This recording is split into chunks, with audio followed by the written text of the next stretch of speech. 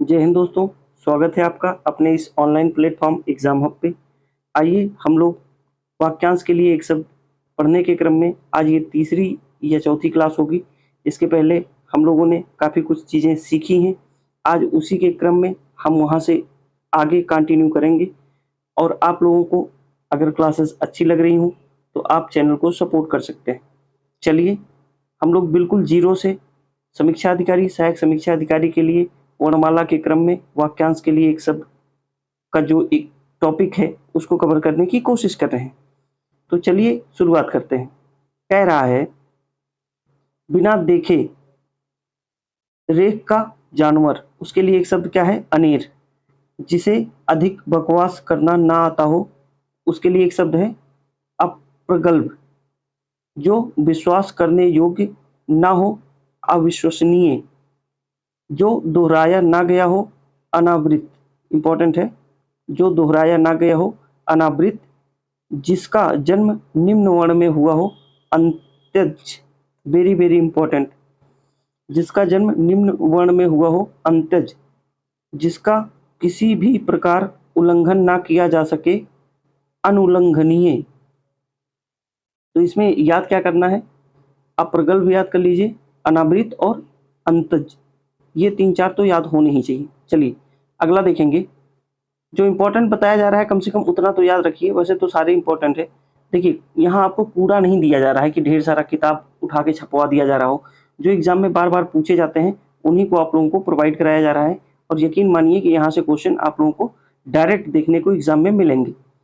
चलिए अगला कह रहा है, जो ना जाना गया हो, उसके लिए एक शब्द क्या है? जो ना जाना गया हो, अनुवगत।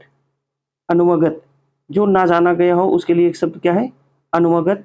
वह स्त्री जिसका पति दूसरा विवाह कर ले, उसे क्या कहा जाता है? अध्युड़ा। Very very important. जो अभी तक ना आया हो, उसके लिए एक शब्द क्या है? अनागत। जिसका कोई दूसरा उपाय ना हो, उसके लिए एक शब्द क्या है? अन्योनुपाय। क्या है? अन्योनुपाय। इंपॉर्टेंट है। जिसकी अपेक्षा व चाह ना हो, अनपेक्षित। इंपॉर्टेंट है, अनपेक्षित के लिए क्या है भैया? जिसकी अपेक्षा या चाह ना हो, अनपेक्षित।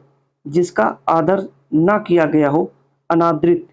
वर्तनी भी ध्यान से देखते चलिएगा, इंपॉर्टेंट है। किसी मत या प्रस्ताव को समर्थन करने की क्रिया क्या कहलाती है? अनुमोदन। इंपॉर्टेंट है, अनुमोदन। अगला देखेंगे हम लोग।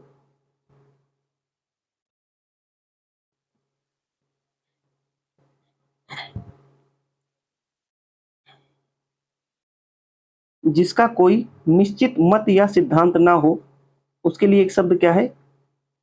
अनिकेतु। नीचे की ओर लाना या खींचना अपकर्ष कहलाता है। इंपॉर्टेंट है। मूल्य घटाने की क्रिया क्या कहलाती है? अवमूल्यन। जो किसी की ओर मुंह किया हो, अभिमुख। अभिमुख कहलाता है। नीचे की ओर मुंह किए हुए के लिए एक शब्द क्या है? अधोमुखी। इंपॉर्टेंट है। वास्तविक मूल्य से अधिक लिया जाने वाला शुल्क क्या कहलाता है? अधिशुल्क कहलाता है।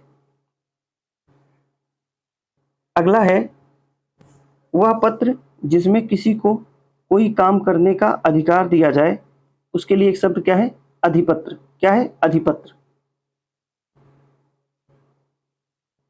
हम लोग अगला देखेंगे। अधिकार या कब्जा, अधिकार या कब्जे में आया हुआ, उसके लिए एक शब्द क्या है? अधिकृत।